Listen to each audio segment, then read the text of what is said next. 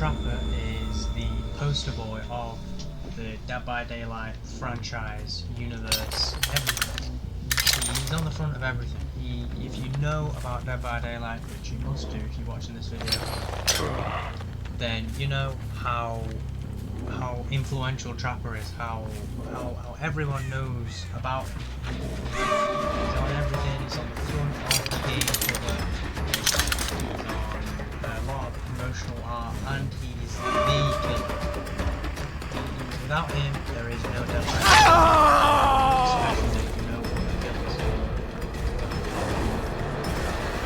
And so therefore, he has basic power, basic set of 115% movement speed, or 4.6 meters a second, which, bearing in mind, survivors move at 100% move speed, or 4.0 meters per second. So, most other killers move a little bit quicker than survivors, which allows them to catch up and move around the map just generally quicker. They have a 32 meter range terror radius, just like most killers do. Most killers have a 32 meter range terror radius, and he's tall, height tall, although he isn't as tall as some of the other killers in the game. Compared to some killers who are absolutely massive, like 9 feet tall. Probably a more average size man, like 6 foot. That's ridiculous. Height-wise. He has a power called Bear Traps, which he can place down.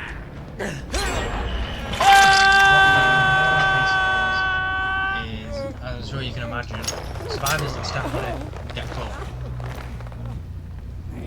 And those survivors, once they get caught in a trap, attempt to escape,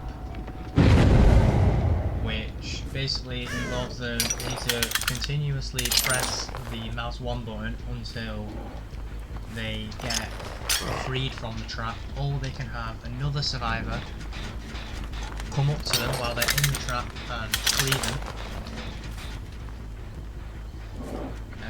They have, there's little nuances which I'll go over later.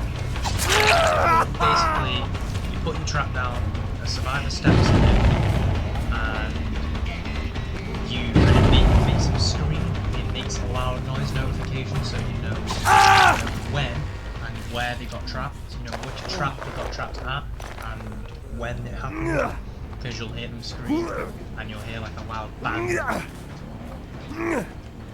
And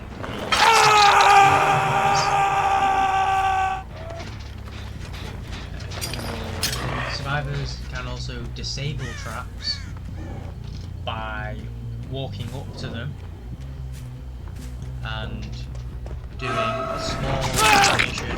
It takes about 3 seconds.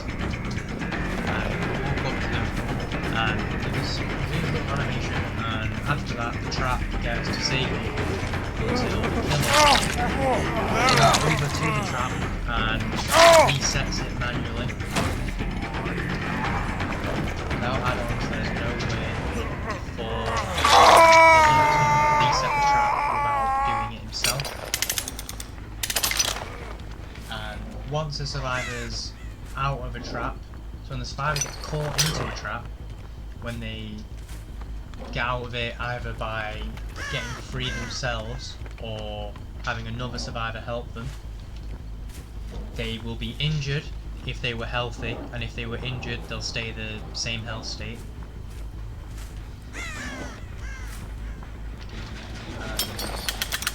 And getting out of the trap, unless the killer has add-ons, will immediately disable, and the killer will need to go and reset it again. When the survivor's in the trap, trappers usually swing at the survivor, also have the option to pick up the survivor out of the trap so they can go straight onto your shoulder for transportation to the hook. But it's generally better to swing the survivor. Some perks will work or not work based on whether you pick them up or swing at them. Picking them up anyway, so that's why most trappers don't pick up straight away. That's why they hit and then pick up to activate perks. And those are the basics of the trapper.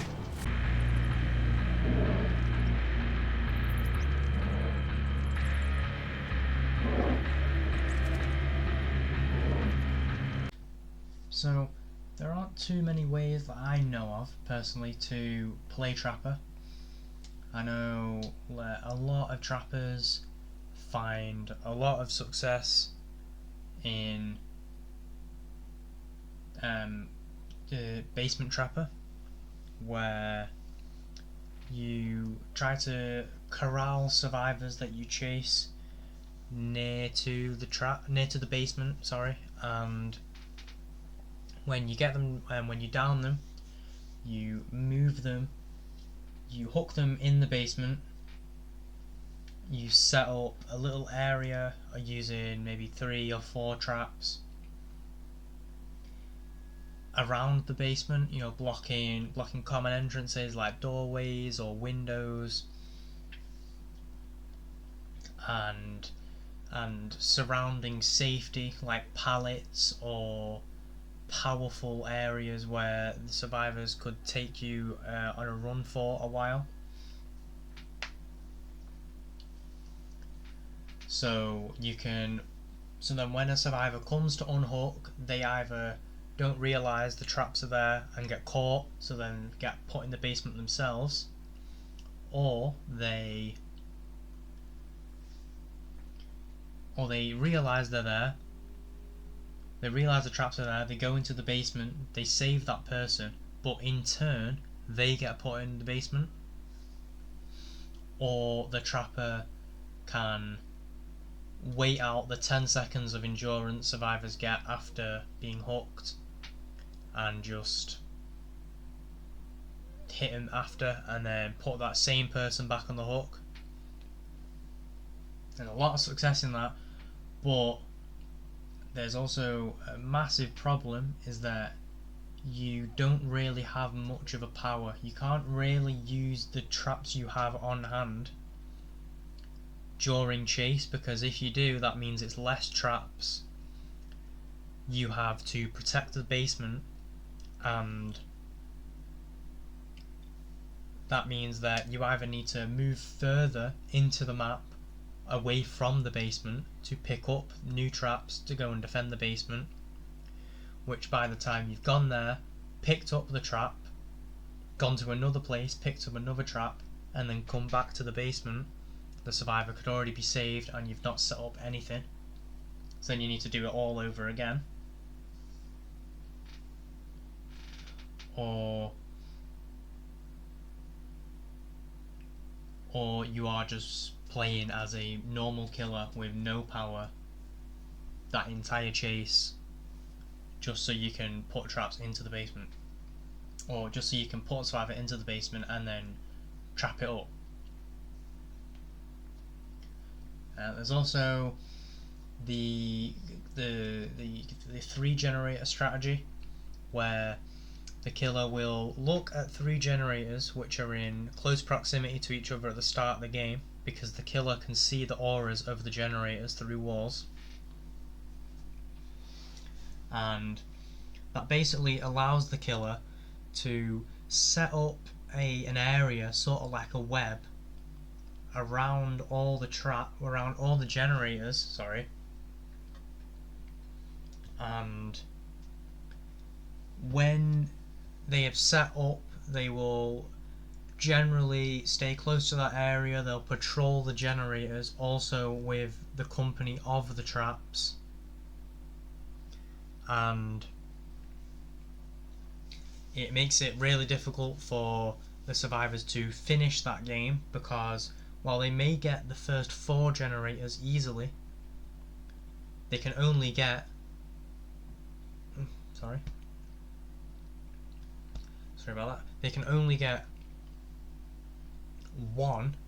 They only have one generator left to do, and there's 3 generators that aren't repaired, but they're all in such close proximity to one another, and the killer is constantly patrolling those areas.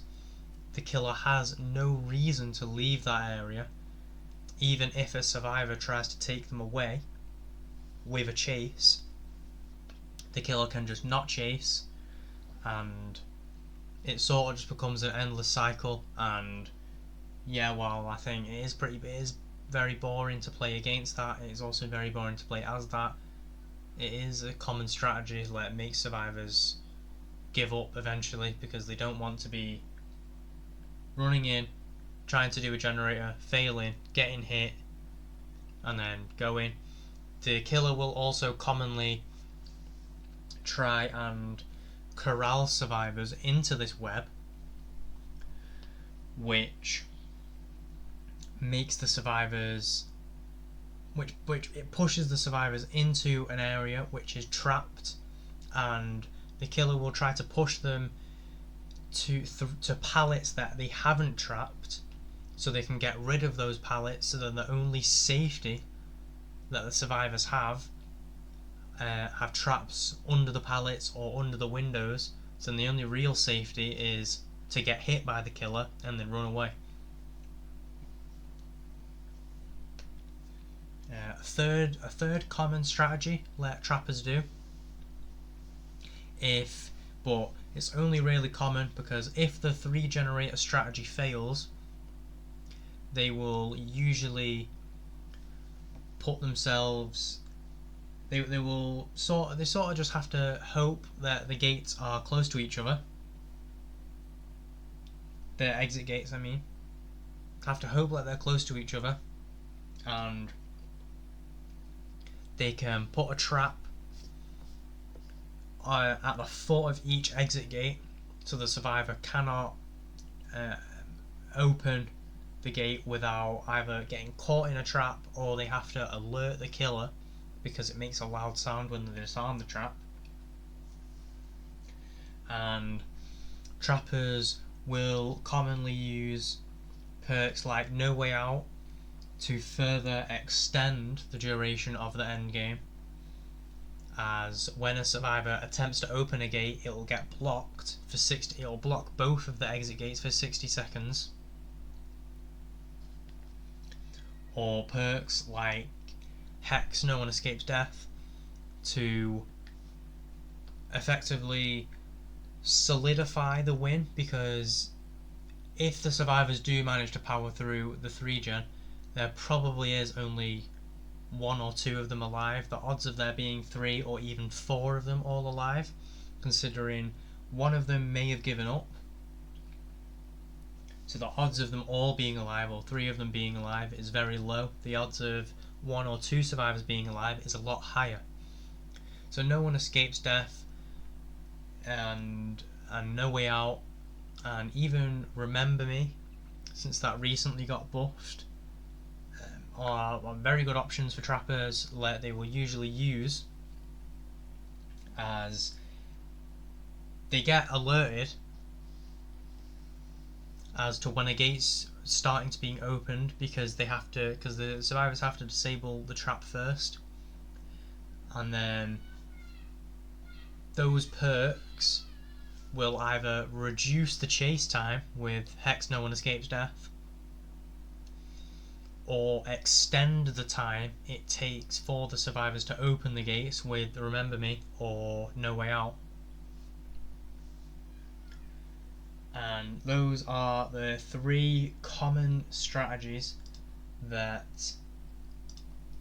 the trappers usually use. There's also one where they sort of just trap, as they come along loops, like they're chasing a survivor and they'll come along a strong window and they'll just trap it, but that usually doesn't yield the greatest of success, and it isn't really the way I don't think Trapper was designed to be played. I think the Trapper was designed to be a strategic killer, you know, a killer that you have to actually sort of plan ahead for, not start that straight, not start planning as you're doing it. It's also very common to see people who play Trapper lose a generator or two before they even see a survivor, because that's in their plan. There's not a lot of killers that can say losing generators is part of a plan, but for Trapper, that's how it is sometimes. You'll be trapping up an area on one side of the map, and 2, maybe even 3, sometimes even 4 generators get done before you even see a survivor, because you need to be going and picking up traps maybe on the other side of the map, and you're not really paying attention to the survivors right that second. So survivors think it's a really easy game, but Trapper can also snowball into a win very, very easily if the survivors play it wrong. And they are the strategies and playstyles that Trappers commonly use. I'm sure you could also find some ones that I haven't mentioned. I don't really play Trapper that much. I'm not too interested in Trapper, but I am interested in everything Dead by Daylight, so Trapper comes under that.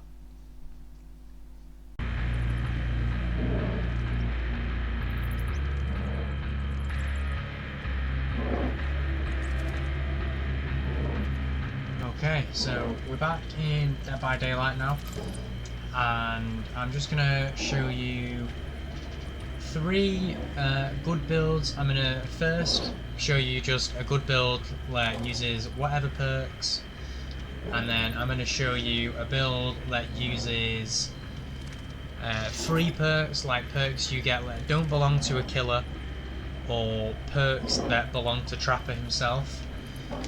And then I'm going to show you an aggressive chase oriented build. So this first build consists of agitation to help, which is one of Trapper's perks, so you will already have that. It helps you move much faster while you're moving someone on your shoulder to place them onto a hook, which synergizes well with a perk I'm going to mention in a minute. You got Corrupt Intervention, so you get more time at the start of the trial,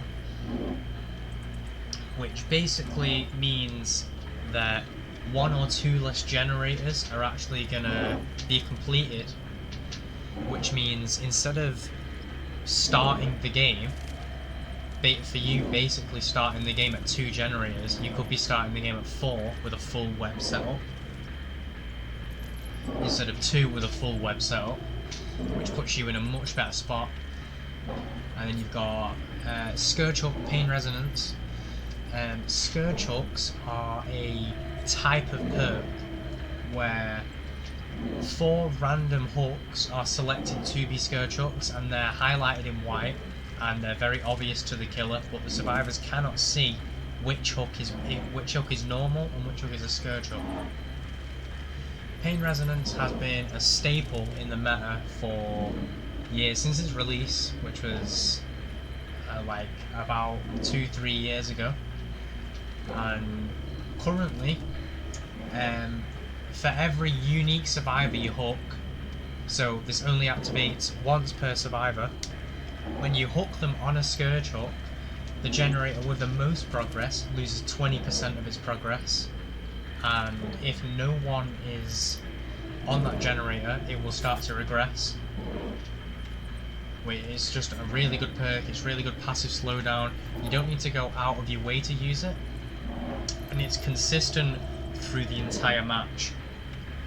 You'll probably also get 1 or 2, maybe 3, if you're really lucky, maybe even all 4 Scourge Hooks within your web, which puts you in an amazing spot. And then you've also got Grim Embrace, where when you walk 16 meters away from a hook, every single generator on the map is blocked for 10 seconds, and every time you hook a unique survivor, sort of like Scourge Hook, the generators are blocked for 10 seconds when you move 16 meters away from the hook, which takes Trapper just about 3 seconds to move, or just under 4 seconds, sorry, to move that distance.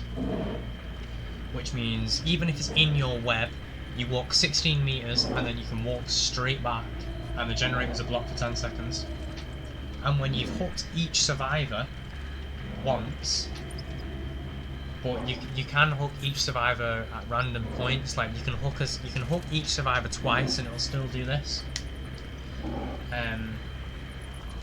When you've hooked all 4 survivors, when you move 16 meters, the entity blocks all the generators for 40 seconds instead of 10, which is huge. That's 40 seconds that they're getting absolutely nothing. And you can be in chase, you can be setting up your web, you can be re-enabling your web, and the Obsession's aura is revealed to you for 6 seconds, so you ideally want to be hooking your Obsession as long as it's not last, and you'll be getting maximum value out of this perk. Overall, just a really good perk build, really good for slowdown. And Agitation pairs well with not only Pain Resonance but also Grim Embrace, because it helps you get to that hook quicker, which means that the generator will become blocked quicker. These are also 2 really good add-ons for Trapper. You got the Makeshift Wrap, where usually when you step on a trap, the Trapper will sort of go through a small animation and he resets the trap back, and it's sort of annoying. But now with this one, you can just walk straight through your trap. You can't get caught in your own trap, but the bear traps get disarmed if the Trapper actually steps over it. So it's sort of good because you can put a trap down on a loop which extends it for the survivors, because they have to run around the trap but you don't. And then you've got the Trapper Gloves, which increase the setting speed of the bear traps by 30%.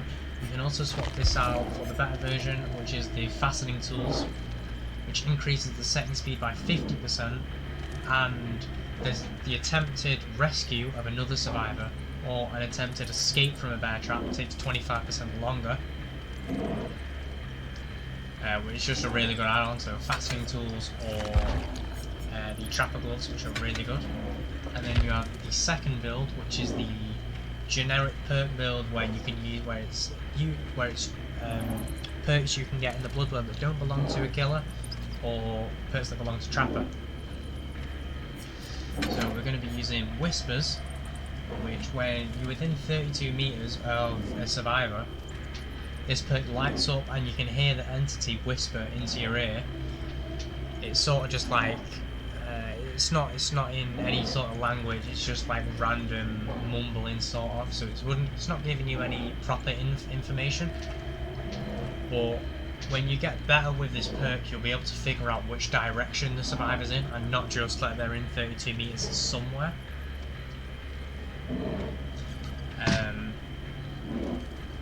And it'll also help you know if a survivor might be able to see you placing down a trap,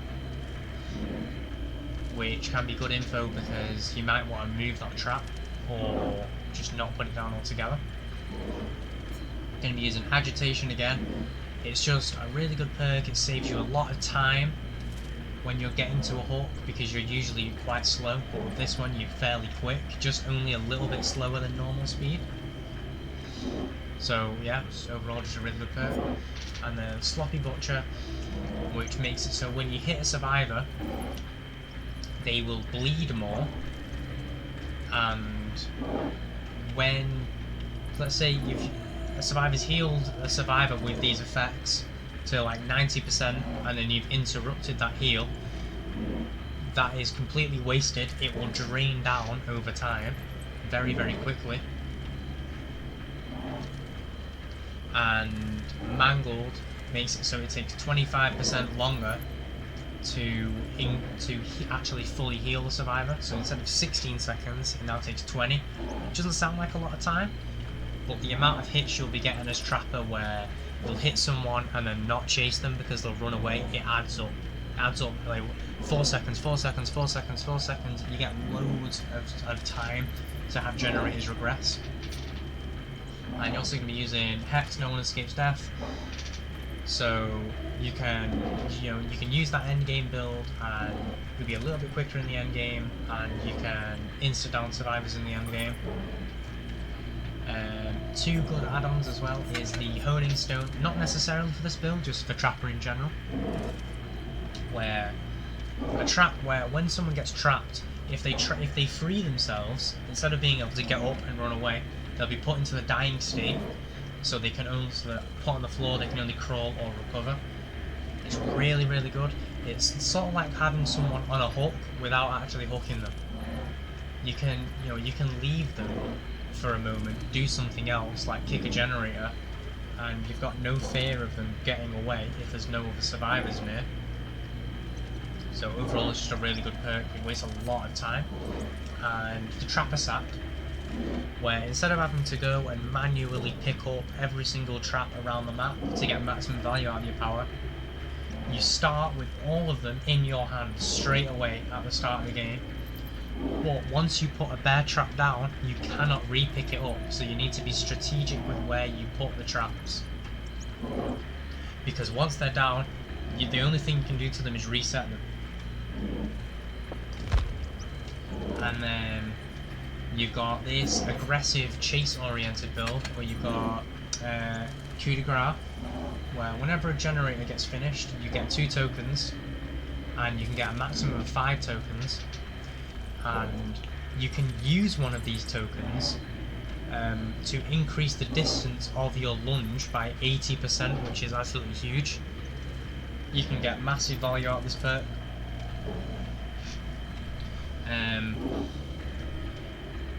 I'm bearing in mind, 1 or 2 generators are probably going to be finished, nearly guaranteed by the time you set up your web. So you will already have nearly max stacks or max stacks for this perk. And you're going to use Save the Best for Last, which, when you hit a survivor that isn't the obsession, you get a 4% decreased basic attack cooldown. So the time it takes a Trapper to wipe his blade before he can start moving at normal speeds again gets decreased by 4% for each stack, and you can get 8 stacks. So if my math's right, that's 32% quicker, which is really big and it's really good. But whenever you hit the obsession, you lose 2 of those tokens, and you cannot gain or lose tokens if the obsession is dead. So this is just a really good perk. Again, it's sort of like Sloppy Butcher from the previous perk build. Doesn't sound like a lot. 32% of I think it's 2.8 seconds or something along those lines. Doesn't sound like a lot, but it adds up really quickly. It's time you'll spend not wiping your sword, but time you can spend pressuring survivors, or kicking generators, or pressuring generators, or resetting your web. Plenty of things you can do in that little bit of time, and you'd be very surprised. You've got Deadlock, where after a generator is repaired, the generator of the most progress gets blocked for the survivors for 20 seconds, so they can't work on that generator. Again, really good passive slowdown, time waster, and you can also tell which generator it is because the aura will be in white instead of red. And then Corrupt Intervention, again, you already know what this does. I explained it in perk 1. I explained it in the first build, where at the start of the game, the 3 generators furthest away are blocked for, it's 2 minutes. It's just because I don't have it max level, because I don't play a lot of Trapper. It's 2 minutes at max level, so that makes it so the survivors cannot do generators, cannot get on the generators really quick, which means you won't have 4 gens done by the time you're done doing your web. You'll only have 2, for example. And the 2 add-ons where I've chosen for this is the Bloody Coil, where when a survivor disables a trap while they are healthy, they will become injured. So you get free pressure, basically. It's sort of like hitting a survivor, but you don't have to do anything. Really good. And the fastening tools, which is basically, I've already explained this one, but it's basically extra trapper gloves with a little bit extra, and the time to rescue a survivor or attempt a self-escape from a bear trap is 25% longer. Also some noteworthy add-ons that might not be the greatest but are pretty fun, or can come out with some crazy results that you might not expect. You got the Bear Oil, where setting a trap is actually completely silent.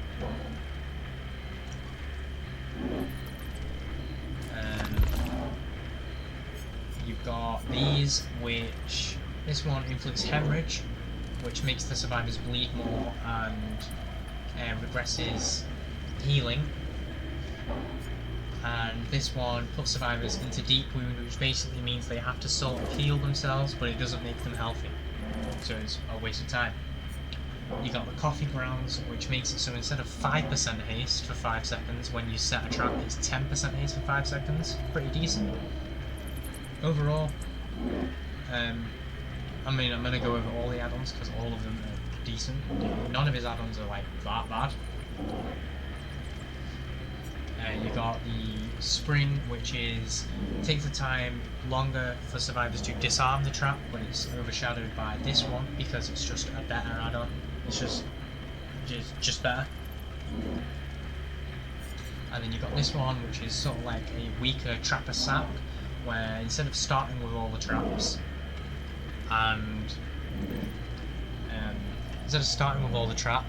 and not being able to pick them up, you instead start with one extra trap, which is 3 instead of 2, or you can pick them up. You got the Tar Bottle, which makes the bear traps darker. It's not the greatest, not really needed. The Rusted Jaws, which inflicts Mangled, which makes survivors heal slower. Again, you've got the Fastening Tools and the Trapper Sack. Then you've got the Tension Spring, where when a survivor gets their foot out from a bear trap, it resets 2 seconds later, so you don't have to go and do that. And you have the Oily Coil, which when you reset a trap, the most recent survivor that disarmed it has their aura shown to you for 5 seconds. I don't think I mentioned it, no I didn't. And then you have the Iridescent Stone, where every 30 seconds, one bear trap at random, which is closed, will randomly just become set. It'll just be open. So again, it's just time you aren't using. Setting a trap, time you can use to do anything else. Time is very, very key as killer. You'll notice this. A lot of add-ons are usually just small bits of time that you can get saved. You know, a few seconds each time it happens, but it adds up. You know what I mean? It's time that you can just, like this, it's 32% of about 2.8 seconds. It's such a small amount of time, but it's time, and it'll add up and up and up and up and up, and it'll just be a huge time saver in the long run. And those were the perks. Those were perks, and basically every add-on. The Trapper, you got this one, but that's just a meme add-on. It doesn't do anything. It actually hurts you. You've got this one, but again, that's just overshadowed by Fastening Tools, because while this one may have a bigger number for that specific effect, this one has the setting speed, so just not really needed, and it's only 8%. And that is a really small time. Like, you will need to catch a lot of people in traps to get any value out of that. And yeah, those are some Trapper builds. Those are Trapper add-ons. Some of his better maps. Overall, just maps that have a lot of grass, have a lot of tall grass, maps that are darker, and they're the best maps for him. Yeah, maps I can recommend: Toba Landing, Dead Dog Saloon. Macmillan isn't awful, but it's not amazing. And Autohaven, again, it isn't awful, but it's not amazing for him. So do with that what you will. There's the maps, there's the builds, there's the add-ons that you can use and utilize. And yeah, I hope you enjoyed. I hope you found out something that you hadn't known before. And I hope that you can pick up Trapper, because I might not play him. I personally don't enjoy him, but there are people that do enjoy him, and I can understand why they would enjoy him. He isn't just a mindless killer. You actually have to think, strategize about stuff. And yeah, I hope you enjoyed. I hope you learned something, and I hope you have a good rest of your day. I'll see you in the next video, which will either be a gameplay video or Wraith. Again, I'll be doing all of these killers eventually. Might just take time. Yeah, have a good one. And I'll speak to you all in the next video.